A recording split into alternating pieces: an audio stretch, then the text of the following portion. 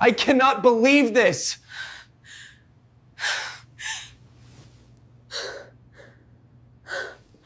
Get out of my sight, Amara! Do you hear me? Out! Jonathan Hale's voice cracked like thunder across the marble kitchen, his fist slamming against the counter so hard that a glass rattled and tipped over, shattering into crystal fragments on the floor.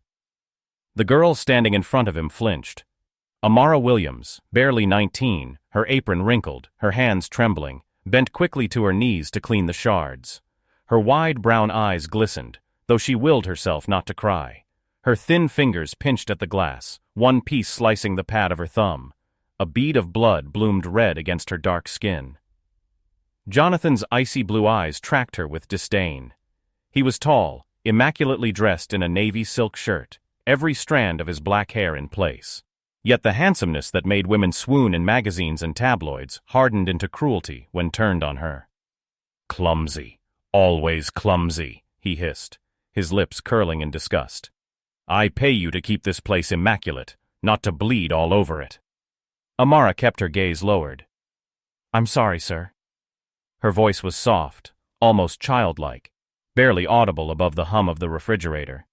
"You're always sorry," Jonathan shot back, pacing with the restless energy of a predator caged in his own luxury penthouse. "But apologies don't fix mistakes, do they? Mistakes pile up. They make me look like a fool in my own home. Do you understand what that feels like?"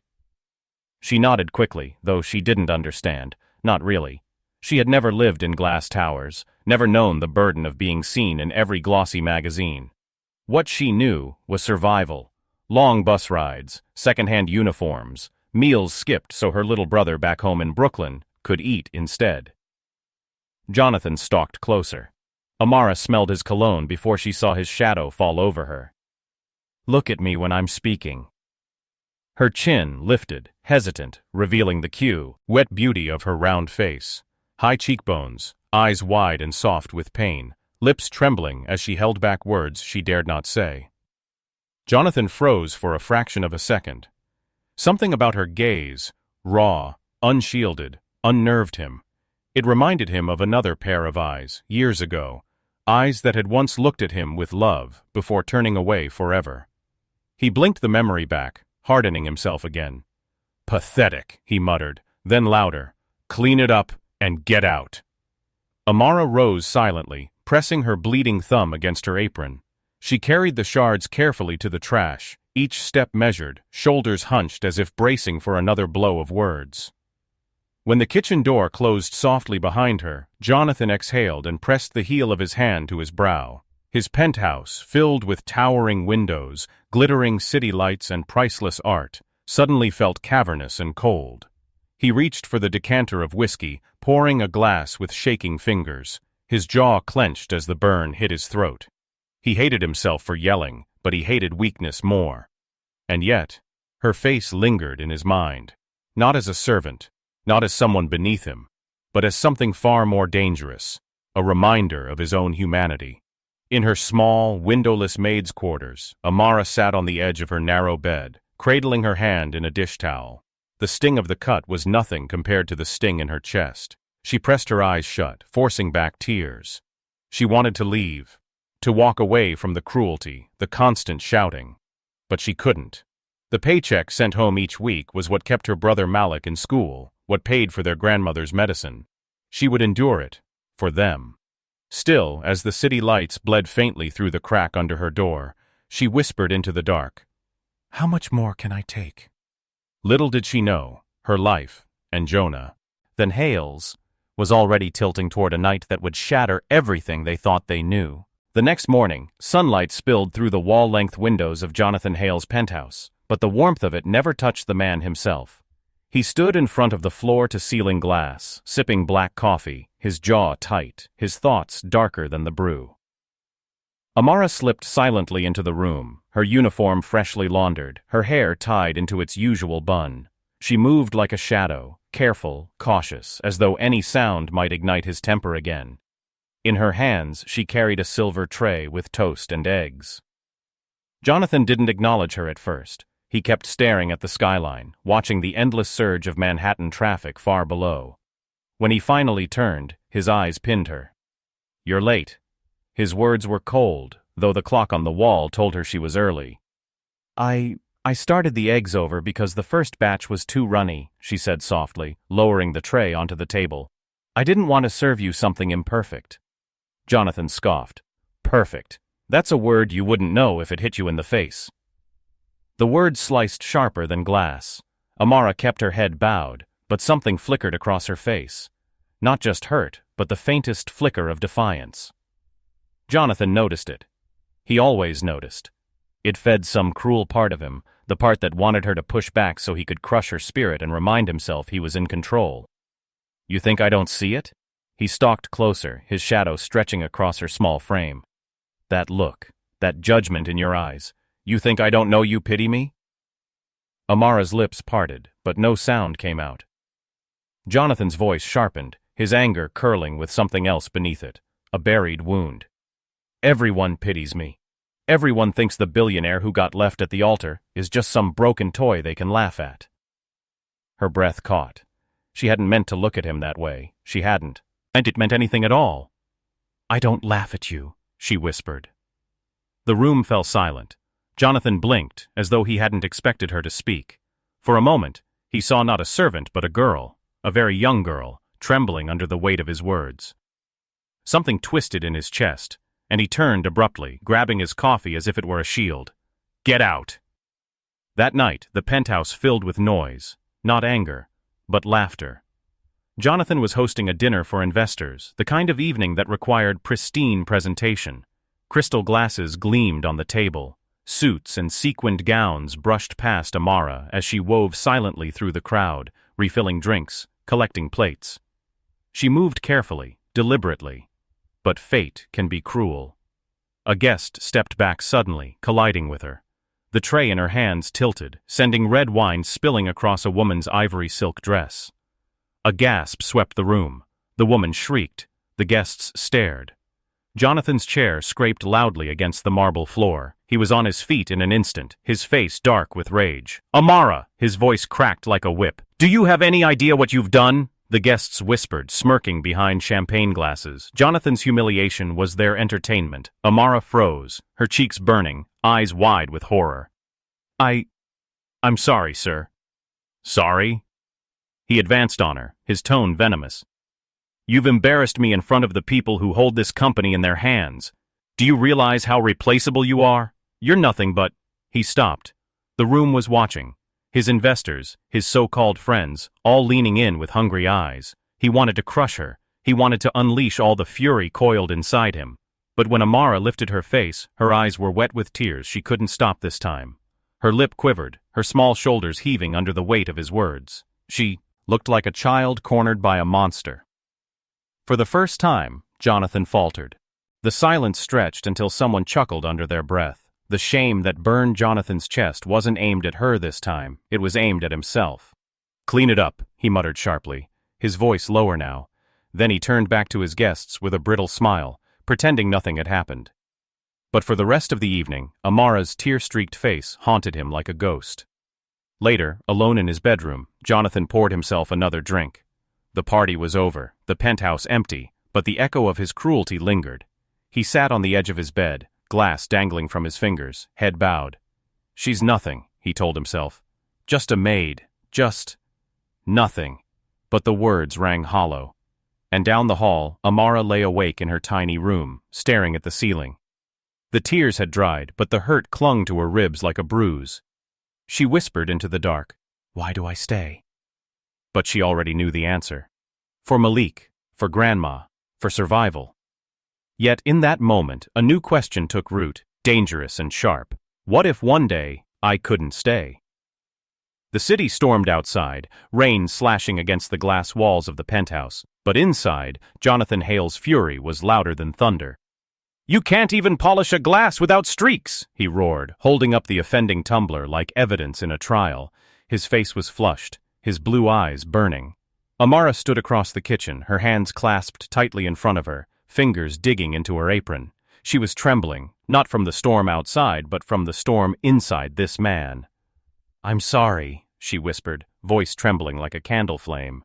"You're always sorry." Jonathan slammed the glass onto the counter, shards of anger flashing in his expression. Do you even care about your job? Do you care what it means when you embarrass me in front of powerful people? Amara lifted her eyes just once. Her gaze was quiet, steady, and unbearably human. I care, sir. More than you think. But I'm not your enemy. The words hung in the air. Jonathan blinked. For a heartbeat, it seemed like he might actually hear her. But pride wrapped him in chains. You don't get to talk back, he spat. You're here to serve, nothing more. Her face crumpled, but she didn't cry. Not this time. She only lowered her gaze again, biting down so hard on her lip she tasted copper. Jonathan turned away sharply, his hand trembling as he poured himself another drink. That night, Jonathan's demons returned with vengeance. He sat in his bedroom, half drunk, staring at the photograph on his nightstand. It showed a younger version of himself with a radiant woman in white, his ex-fiancée, Lauren. Her smile was sunlight, his arm was around her waist, a moment frozen before it all collapsed. He swallowed hard, throat tight. He remembered the way Lauren's perfume lingered the night she walked out, the sound of her heels on the marble, the cold silence that followed. He pressed the photograph face down and muttered, You ruined me. But the truth clawed deeper. He had ruined himself. Hours later, the penthouse was quiet except for the sound of rain. Jonathan stumbled from his chair, the world spinning in whiskey haze. He left the lamp on, shadows bending across the room. His head was heavy, his heart heavier. When he pushed open his bedroom door, he barely registered the figure already inside. Amara, folding laundry quietly, head bowed, unaware he had returned early. Lauren, Jonathan whispered, his eyes glassy. Amara startled, looking up. Sir? But he didn't see Amara. He saw the ghost of the woman who left him, the shape of a dream he'd been chasing in every drink. He stepped closer, unsteady. You came back. Amara froze, heart hammering in her chest. Mr. Hale, His hand brushed. Her arm. His gaze softened with a desperate longing she had never seen before. And before she could step back, before she could find words, his lips pressed against hers. Her breath caught, not from desire, but from shock. She stiffened, her mind spinning. His grip tightened, pulling her closer, his whispered words slurred with sorrow. Don't leave me again. Amara's eyes squeezed shut. Her body went rigid, her heart breaking in silence. She didn't know how to stop him. She didn't know what to do. And in that terrible, blurred night, a line was crossed that could never be undone.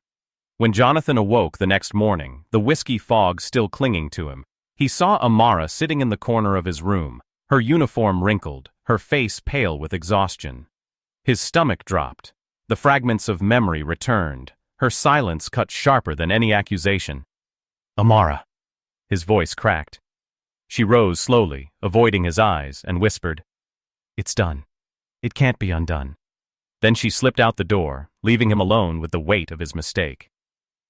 Jonathan pressed his hands to his face. For the first time in years, he felt something he couldn't drown in alcohol, couldn't bury under anger. Shame. Days passed. Amara worked quietly, never meeting his gaze. The penthouse, once filled with shouting, became suffocating in its silence. Jonathan tried to speak, but the words lodged in his throat. Every time he saw her, his chest burned with guilt. Then one morning, Amara stood before him in the kitchen. Her eyes were steady, but there was something fragile beneath them. I'm leaving, she said simply. Jonathan blinked, startled. Leaving? She touched her stomach, her hand trembling but resolute. I'm carrying a child, your child, and I can't stay here anymore. The room tilted. Jonathan's glass slipped from his hand, shattering on the floor. Her words echoed through the silence like a sentence passed. Your child. He stared at her, wide-eyed, his lips parting, but no sound came. For the first time in his life, Jonathan Hale, billionaire, master of empires, conqueror of rooms, was utterly powerless. And Amara turned and walked away, her spine straight, her steps steady, carrying with her both the weight of injustice and the spark of new life. Jonathan Hale sat alone in his penthouse office, the city stretching out beneath him in glittering indifference. The silence pressed against his chest, heavier than any boardroom pressure, louder than any investor's demand. His thoughts spun around one fact, inescapable, relentless. She's carrying my child. He buried his face in his hands. The man who once barked orders that shook entire companies couldn't even form a single sentence when Amara told him. Shame crawled beneath his skin like fire ants. That night, that mistake, played in his mind on a loop.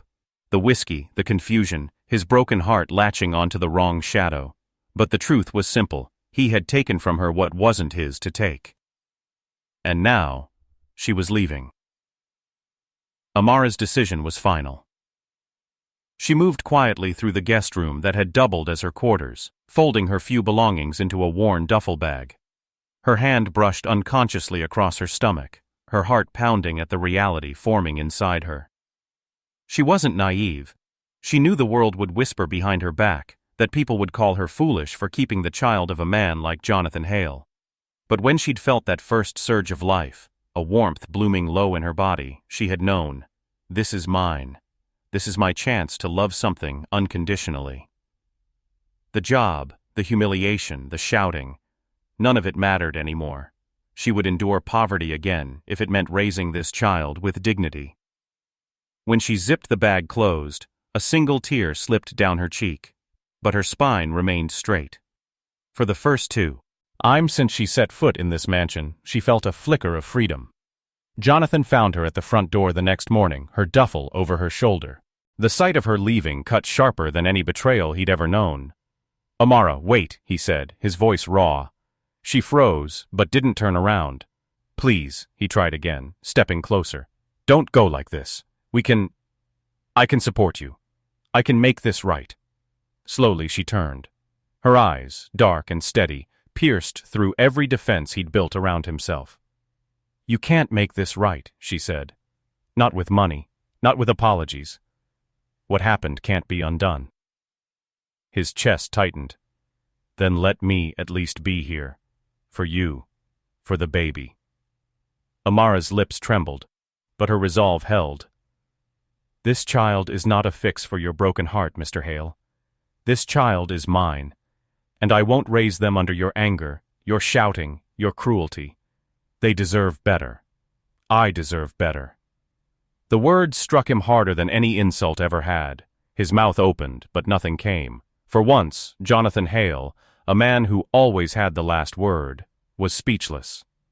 Amara adjusted the strap of her bag. "Goodbye." And with that, she walked out the door. The days that followed broke Jonathan in ways the markets never could. He stopped going to meetings. He ignored calls from investors. He drank less, not more. The whiskey only twisted the knife. He thought of her constantly. The sound of her voice, the quiet strength in her eyes, the way she carried her pain without ever lashing back. And now, the knowledge that she carried him inside her, a future he hadn't earned, but couldn't stop longing for. His reflection in the mirror was hollow-eyed, the arrogant mask stripped away. "You did this," he whispered bitterly to himself, "and you'll lose them both." One evening, desperate, he left the penthouse and found himself in Brooklyn, standing outside a modest apartment building. He had tracked her down through the agency, a breach of boundaries perhaps, but desperation drowned shame. The cracked hallway window, he saw her silhouette. Amara, folding laundry in a dimly lit living room, her movements slow, her posture tired. But she was smiling faintly as she spoke to someone, a boy, maybe 14, lanky and bright-eyed. Malik, her brother. Jonathan's chest ached at the sight. She looked freer here, even in poverty, than she ever had in his mansion. He couldn't bring himself to knock. Not yet. He turned away, shoulders heavy, shame anchoring him. But a thought burrowed into his mind. If I want to be part of their lives, I'll have to change, truly change. The turning point came a week later. Jonathan walked into a crowded charity gala, one he'd promised to attend months before. The room glittered with chandeliers, sequins, and polite laughter. But the moment he stepped in, whispers rippled. "That's Hale, the one whose fiancée dumped him." Arrogant bastard. Everyone knows how he treats his staff. "Did you hear? His maid left him, pregnant." The words pierced him like arrows. He had built empires of glass and steel, yet in this room full of people, he stood naked in shame. His chest rose and fell, his fists clenched, for once, not in anger, but in the raw fear of being the man they said he was. He stepped toward the stage, heart pounding. For the first time in his life, Jonathan Hale was about to shatter his own facade. The microphone squealed as Jonathan Hale gripped it, standing on the raised stage of the grand ballroom. The chandelier shimmered above him, but his skin was damp, his throat dry. Hundreds of eyes turned his way. Investors, socialites, the vultures of New York's elite. Normally he thrived under these lights. Normally he owned the room. Tonight the weight of their whispers pressed on him like a stone slab. He cleared his throat, his usual commanding baritone wavering. "Most of you know me," he began, his eyes darting over the crowd. "Jonathan Hale, the man who built towers, who played the markets, who always came out on top." A ripple of polite laughter. He didn't smile. "But what you don't know," he continued, voice tightening, "is that the man you admire, the man you gossip about, is not worth admiring." The room stilled. Even the clink of glasses paused. "I have screamed at people who did not deserve it. I've humiliated those who were only trying to help me. I've used anger as a weapon because I couldn't face my own failures." His jaw clenched. "Especially one person. Someone I treated worse than anyone should ever be treated. A young woman with more dignity and strength in her silence than I've ever shown in all my shouting." Gasps stirred, heads tilted, hungry for the story. Jonathan's hand trembled on the microphone. "She's gone now, and she's carrying my child, and if there's a God above, maybe he'll forgive me, because I don't know if she ever can." The silence that followed was suffocating. Some guests shifted uncomfortably. Others whispered more eagerly than before. But Jonathan no longer cared. For once, he wasn't speaking to save face. He was speaking to tell the truth. His blue eyes glistened, unguarded, raw. "Amara, if you ever hear this, I'm sorry. I'm so damn sorry." His voice broke. "And I will spend every day of my life trying to prove I can be the man you and our child deserve." When he stepped down from the stage, his legs felt unsteady. The billionaire who had once sneered at weakness had just stripped himself bare in front of an entire room. News of his speech spread like wildfire. By morning, headlines screamed, "Billionaire Hale breaks down at gala, public apology for Maid gone viral." Some mocked him, others praised him for humanity at last. But none of it mattered. What mattered was whether she had heard him. Amara had. She sat in her small living room, Malik by her side, watching the replay on the old TV. Her hand unconsciously rubbed her small but growing bump as Jonathan's trembling voice echoed through the speakers. Her throat tightened. She hadn't expected him to say her name, hadn't expected him to admit the truth so openly, so publicly. Malik glanced at her, his young face earnest. "He looks different, not like the man you described." Amara swallowed hard. "People can look sorry, Malik. That doesn't mean they change." But even as she said it, her chest ached with confusion. The very next day, Jonathan showed up at her doorstep. No limousine, no bodyguards, just him, in a rain-damp coat, his hair unkempt, his eyes swollen from sleepless nights. When Amara opened the door, her breath caught. He looked nothing like the polished tyrant she remembered. He looked human. "Amara," he said softly, his voice breaking. "Please, hear me out." Her heart pounded, but she held the doorframe, steady as stone. "You've said enough in front of the whole city." "Not to you," he pleaded. "Not face to face." His blue eyes filled with tears. "I was cruel. I was blind. I hurt you in ways I can never undo. But I'm begging you. Don't shut me out of this child's life. Don't shut me out of your life." Her lips trembled. "You think an apology erases what happened that night?" Jonathan's shoulders sagged, his voice raw. "No, nothing erases it. But I'll carry that guilt until the day I die if it means I can stand beside you now. Not above you. Beside you." For the first time, Jonathan Hale, the billionaire who screamed, lowered himself to his knees on the cracked hallway floor, in front of Amara's door, in front of curious neighbors peeking from behind curtains. "I'm asking not as a man who owns anything," he whispered, tears spilling down his cheeks. I'm asking as a man who has nothing, unless you let me earn your forgiveness." Amara's chest heaved. The world felt still, suspended in his broken confession. For thus, a first time, she saw not the tyrant, not the monster of her nightmares, but a man stripped bare, begging for redemption.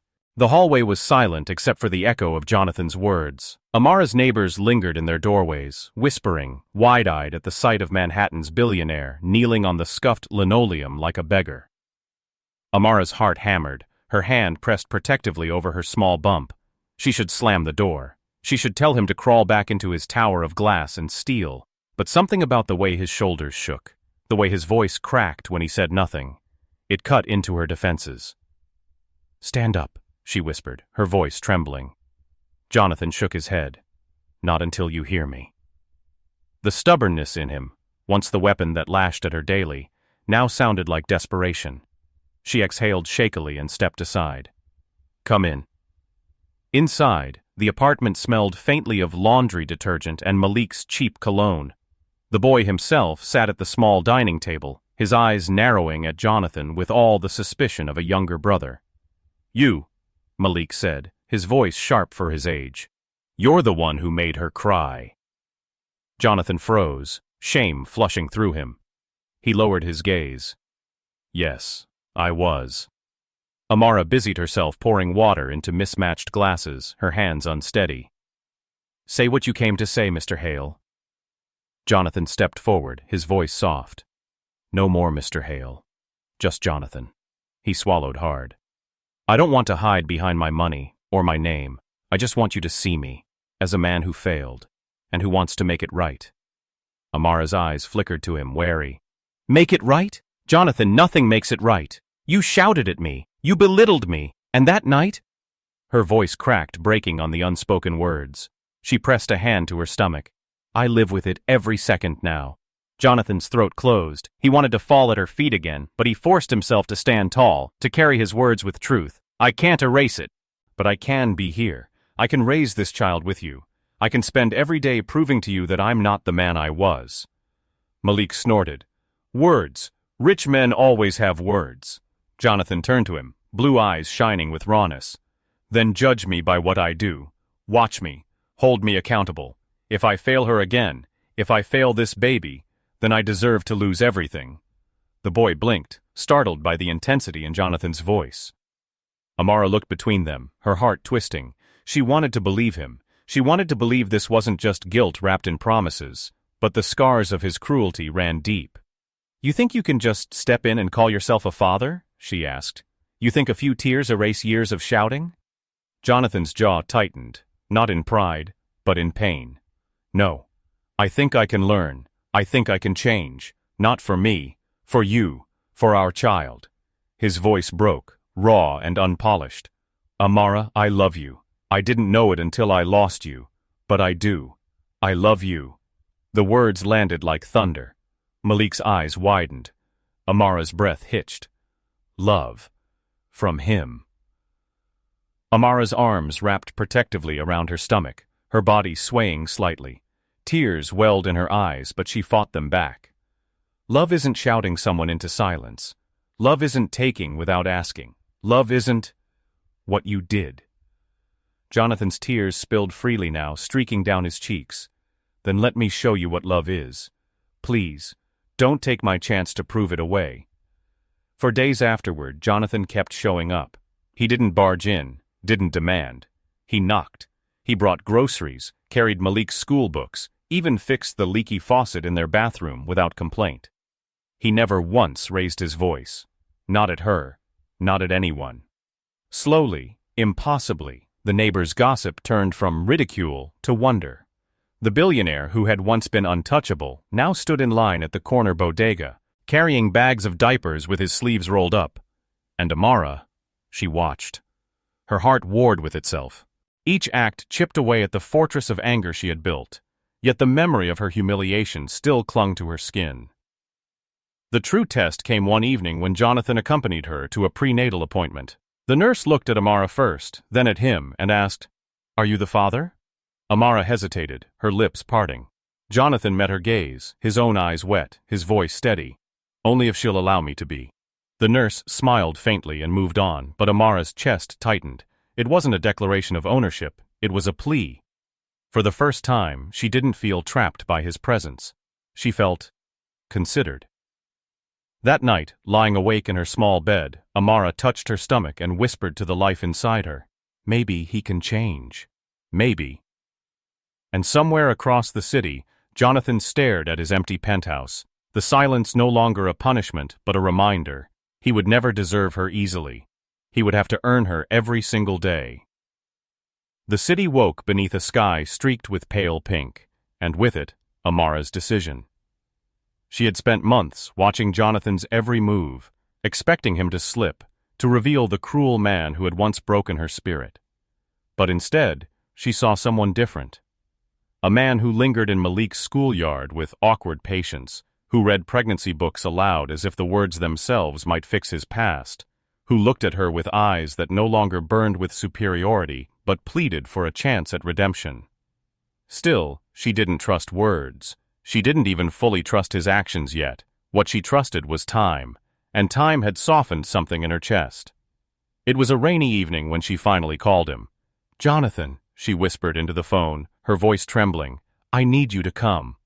Within 20 minutes, he was at her door, drenched in rain, his tie gone, his shirt clinging to his chest. He had clearly run the whole way. "What is it?" he asked breathlessly, scanning her face, her body, the apartment. Amara's hand went to her stomach, her eyes softening. "It's kicking. The baby's kicking." Jonathan froze. Then cautiously he stepped forward. "May I?" Amara hesitated. For months she had guarded herself. But tonight, she reached for his hand and guided it gently to her belly. At first nothing. Then a flutter. Soft, but undeniable. Jonathan's face crumpled. His knees buckled as if the small, unseen kick had struck directly at his soul. Tears poured down his cheeks, and he pressed his forehead against her stomach. "I don't deserve this," he whispered hoarsely. "I don't deserve either of you. But if you'll let me, I will spend my life trying." Malik appeared in the doorway, arms crossed, suspicious as ever. "Are you crying again?" Jonathan looked up at him, unashamed, his face wet and raw. "Yes. Because your sister is stronger than I'll ever be. And because I love her. And this baby. And even you, though I know you don't want me here." The boy shifted awkwardly, caught between resentment and a grudging recognition that no rich man would willingly humble himself this way. Amara placed a hand on Jonathan's shoulder. "Stand up." He did, unsteady, searching her eyes. She took a breath. "I can't promise you forgiveness. Not yet. But I see you trying, and it matters." Jonathan's lips trembled. "Then will you let me stay?" Her silence stretched, the rain beating against the windows. Finally, she nodded once, her throat tight. "Stay.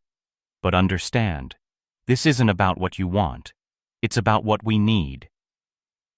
Weeks turned into months.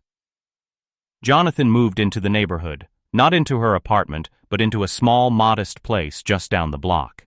He insisted on being near but not invasive. He attended doctor's appointments, carried groceries, walked Malik to school. Tabloids soon caught wind of it. The untouchable billionaire living among his maid's neighbors. Photos spread of him in worn jeans, helping Amara fix her squeaky cabinet or hauling laundry baskets down the street. At first, the world laughed. Then, they wondered. The true climax came the day Amara went into labor. The hospital was chaos, doctors rushing, Malik pacing nervously. Jonathan held her hand through every contraction, his once pristine nails digging into his own palms from how tightly she squeezed. "Breathe, Amara, please. You're doing so well," he murmured, tears already spilling. Hours later, when the wails of a newborn filled the room, Jonathan crumpled beside her, sobbing uncontrollably. He kissed Amara's damp forehead, then looked down at the tiny girl swaddled in pink. "She's perfect," he whispered, "just like her mother." Amara, exhausted and glowing with a tired, fragile joy, looked at him through tears. She didn't say she forgave him. She didn't say she loved him back, not yet. but she let him cradle their child in trembling arms, and that was enough. Months later, under the soft light of spring, Jonathan stood in the park with Amara, Malik, and their daughter asleep in her stroller. He reached into his coat pocket, his hands shaking. "Amara," he said softly, "I can never undo what I did. But I want to spend the rest of my life proving to you, and to her, that I can be the man you both deserve.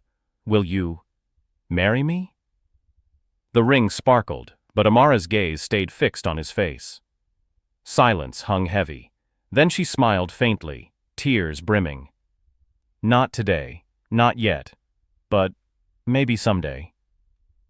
Jonathan exhaled, a broken laugh escaping, but it was filled with hope. He slid the ring back into his pocket and took her hand instead. Together, they walked on. Not perfect, not healed, but beginning. And for the first time, Amara didn't feel like someone's maid. She felt like the author of her own story.